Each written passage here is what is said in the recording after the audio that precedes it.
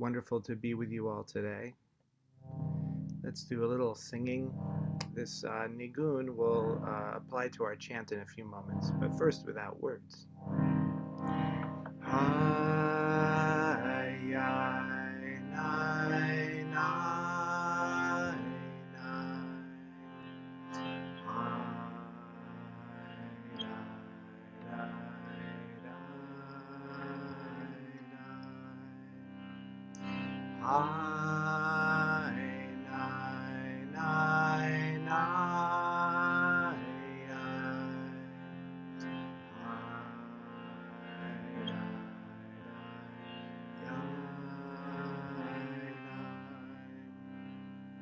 Hanai, nai, nai, nai, nai,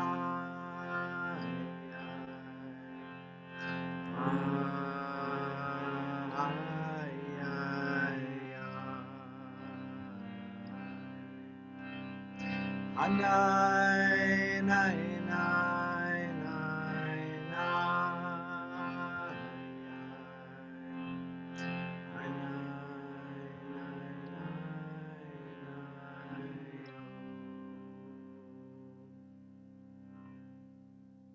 So one of the core pieces of spirituality, but particularly the meditative arts, is learning to differentiate between these two similar situations. One situation is where something in our environment, in our experience, something that happens to us, such as a car cutting us off in traffic, triggers some kind of emotional reaction, such as fear or anger, something like that. To differentiate between that and the situation that we can find ourselves in sometimes where there is nothing in our environment triggering anything, but nevertheless, something like anger or fear or resentment or whatever, some type of emotional negativity can be triggered simply by our own thoughts. And a big part of becoming more skilled with presence and meditation is really knowing this dynamic within ourselves and having some distance, having some sense of, oh, there's my mind creating those thoughts. There, those thoughts are arising, and I can accept that those thoughts are there without becoming identified with them, latching onto them, becoming them, really, knowing ourselves as the bigger space within which they're arising, so that they come and they go. And this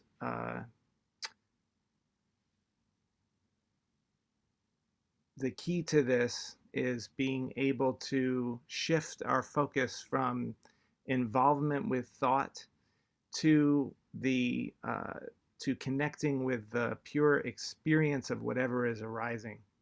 So connecting with our senses, connecting with whatever feelings are arising, even the thoughts themselves, but being the witness to them, so that we, in a sense, are like water being poured into a vessel. When water is poured into a vessel, it doesn't have a preference about the shape of the vessel. That's why it's such a great metaphor. It just takes the shape effortlessly of whatever the vessel is. And in the same way, this moment has a shape to it, has a form, has qualities that are there that are different for each of us. And we can understand presence through that lens of having our consciousness poured into the vessel of this moment. So that's what I wanted to do today with the meditation, is use this metaphor of water. Water is associated with the letter Mem, which in the Sefer Yetzirah, somewhat ancient pre-Kabbalistic text, water is associated with Mem, which is also associated with the winter. And in this month of Shvat, this is according in the Jewish calendar anyway, this is the last of the months associated with winter before we start moving into the springtime. And water is potential, as the waters of the womb, gestation. So when we merge with the moment, it's not about just passivity or just accepting problems. We're accepting problems as they are now, but through that acceptance, through the letting go of resistance, we also can access a tremendous empowerment and potential for transformation in whatever positive direction that we want to bring it. It's hard to go in a positive, transformative direction if we're busy judging and being reactive and resisting what the reality of this moment is. So I'm going to share the screen. I put here a kavanah in the form of an affirmation. This surrendering, letting go, taking the form of the moment that we're in. We can say in the form of a verb, I am letting go. The form of an adjective, I am surrendered. And then a noun, I am flow. I am simply flowing with this moment. So let's say that together, chanting. I am letting go. I am surrendered. I am flow. And one more time now that you heard my example of it. When we say these affirmations, it's like planting seeds within ourselves, deep seeds within our being. And that really happens through saying it slowly and feeling the vibrations of the sound in your body. So vibrating with the words. I am letting go. I am surrendered. I am flow. And a chant for the letter Mem. This actually comes from the Shmini Atzeret liturgy, which is not in this time, but it's really about water. Chon chashrat mayim, grant abundant water. Al timna mayim, don't hold back water, which we can understand as don't hold back from letting go into the shape of this moment. Chon chashrat mayim. Chon chashrat mayim. Chon chashrat mayim. Chon chashrat mayim.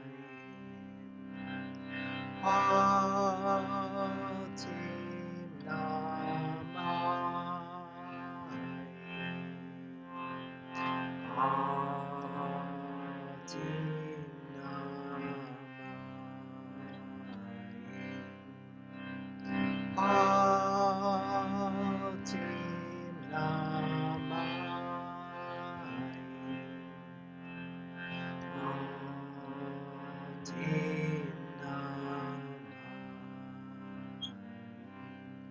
One more time, letting the sounds vibrate in your bodies, resting in the sound of your own voice.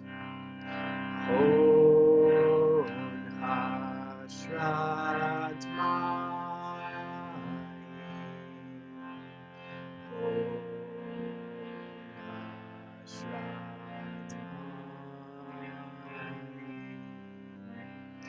Chon chashrat mayim. Chon chashrat mayim.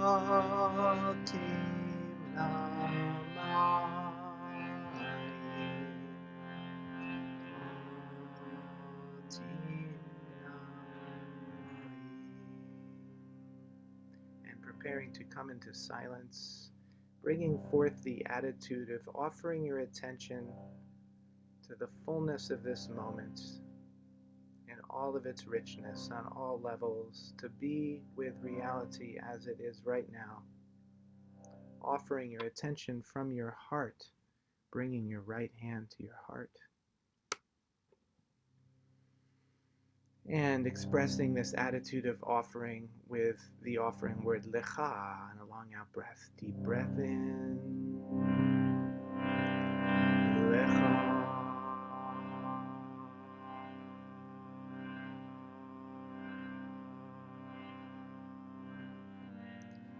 And bringing left hand to your belly, awareness flowing down from your mind, permeating your organs, bringing healing energy to your body. Awareness flowing down through your legs to your feet and toes, and upward into your chest, upper back, shoulders and neck, arms and hands and fingers. Taking a nice conscious breath, feeling the sensation of your breathing.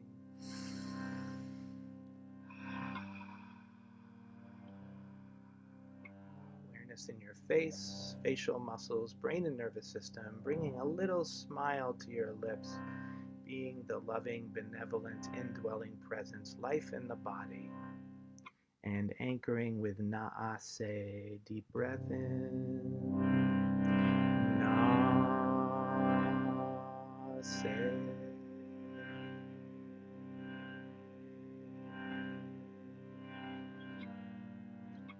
And lastly, bringing your right hand to lightly touch your forehead as awareness shines out from the body into space, feeling the texture, the feel of the room around you, the sounds, the support beneath you, and recognizing that all of the world as you perceive it around you is actually being perceived and lives within the field of awareness, that this awareness is not just inside the body but encompasses all experience, inner world and outer world, and you are this field, vast, boundless, formless, without shape, without boundary. You are this openness. Venishma, deep breath in. Venishma.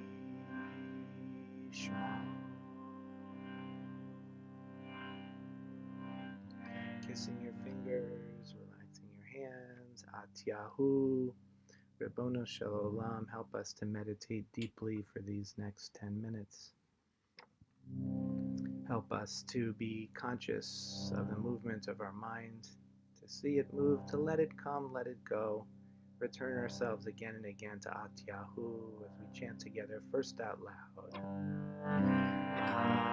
Atyahu. Atyahu. Atyahu. Atyahu.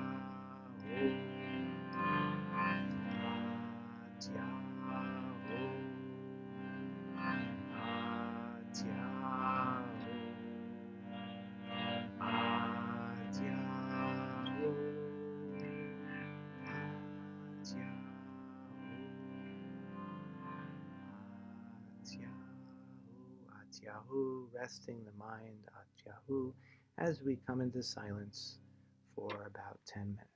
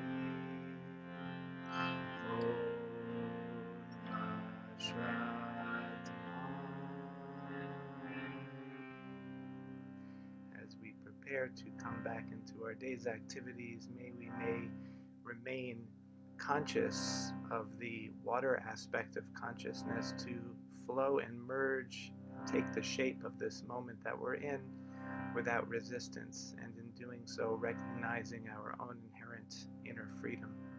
Oseh shalom bimroma, v'yaseh shalom aleinu, v'yelko Yisrael, v'yelko Yoshvei Tevel, v'yimru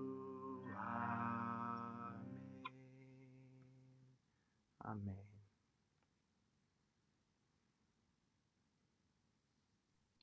Thank you so much, Brian, Yosef, for that beautiful teaching and the beautiful music, which I want to ask you about when it's time. But right now, I invite everyone to join together for Kaddish. We continue our practice with the recitation of Kaddish for those among us who are in mourning. I invite those of you who might be remembering someone today to put their name in the chat so we can join with you. Jet will put up the words to Kaddish for all of us. There we go. You can move them over on your screen and see them. I ask everyone to unmute and to rise in body or in spirit so that together we can say the prayer. Yitgadal,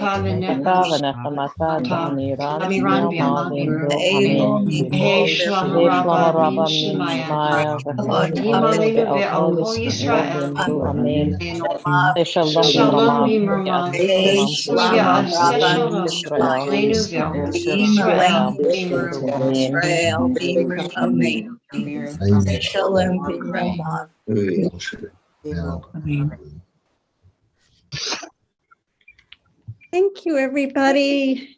Those of you who have to leave now, we send you off, and I'm talking to you, I'm muted. That's a good thing. I want to say goodbye to those of you who have to leave now, wishing you peace and health, and hope that we see you here again tomorrow. Tomorrow's sit will be led by Jordan Bendit Appel, whom many of you know is a wonderful teacher. But now, for those who can stay, I invite you to put questions that you may have for Brian Yosef in the chat about this teaching, about his music, about practice in general, his work in general. Brian might have something he might want to share with us to start, but Well, yeah, just to say that the particular window into presence that I was sharing today, which is represented by the letter mem, and also bringing in the situation of disturbances caused by thinking versus disturbances that happen in the world around us. That the practice of learning to have sovereignty over our own minds, of course, helps us to surrender in situations where things are happening externally as well. I didn't make that clear in the teaching, but that's a huge part of it, obviously. Okay, I see some questions. Brian had the same, not Brian, Mark rather had really the same question I did. Oh, he sent it to me. I see. So the question is, I love that distinction between external disturbances and the internal disturbances, which, as we all know, can often be even greater. This is up for me. Just the other night, I was having a conversation with my daughter who's in New Orleans. I'm in Boston. and she was having a disturbance, the internal kind, and really taking her to sort of unsettled places. So I think Mark has a question that I have. Can you sort of review the water and the bowl metaphor, that beautiful metaphor of the water filling up any vessel it fills, sort of the relationship between that and the internal thinking that can trigger us? Right. Well, we're talking about thoughts in particular that are taking you, that have an emotional charge to them. So when we have thoughts about whatever it is, whether it's global, whether it's problems in the world that are like important, vital importance, or whether it's just you know, a little personal thing that we're concerned about, whatever it is, thoughts have this quality of tending to take us away from our connection to what's going on in the moment and generating a virtual reality in our heads because of the emotional concern that we have. That's not the only thing the mind does, but that's one of the things that can happen. And so the the remedy for that is to intentionally bring ourselves into connection with what is happening in the moment and what the moment feels like on all the different levels. So when I say all the different levels, a good way to imagine that or get a sense of what that means is just the um, idea of the four worlds in Kabbalah, where you have, it's really three of the worlds. It's the world of the senses, the physical world of our own bodies and sensations and what we see and perceive around us, that we called Asiya in Kabbalah. And then the next one is the level of emotion and feeling and mood and so on. That's called Yetzirah in Kabbalah. And then the next one are the thoughts that are rising in the mind. And so the idea is just to be conscious of those things and not get pulled into a struggle with those things, because the mind can either pull us into a struggle with them or pull us into a struggle with something that's not present. That's more often where we're concerned about something that's not even going on at all in the moment. And so this metaphor of the water merging with the vessel, just filling up the shape of the vessel without any resistance, the water isn't pulling away partially from one side. It's just and so that's what consciousness can do also when we practice really making that internal decision to be the consciousness of the moment. And that's it. And the thoughts come, it's not about controlling your mind. It's about not being controlled by your mind. So the thoughts Creating that distance you were talking about. Yes, right, distance. The word distance is a little bit confusing because it implies that one thing is over there and I'm over here. But in a way, the distance is more of a feeling in the sense that you're not being manipulated by it, not drawn into its drama. And paradoxically, that distance is created by actually coming closer to it as opposed to trying to step back from it. In other words, a feeling arises, and if it's a negative feeling, we tend to resist it because we don't like that negative feeling. And so we think about it and we try to solve it in some way. Instead, just feel what that feels like. What does that feel like?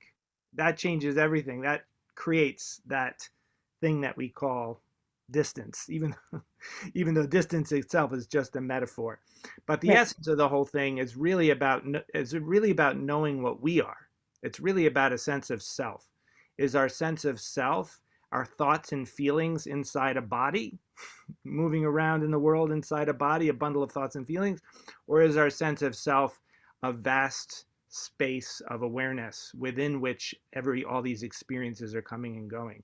And that's the shift that we can make with meditation. And one way to approach that is through this metaphor of mem. I use all of the different Hebrew letters, that each of them have their own metaphor, but they're all basically meaning the same thing, of making that shift to know ourselves as the field of presence.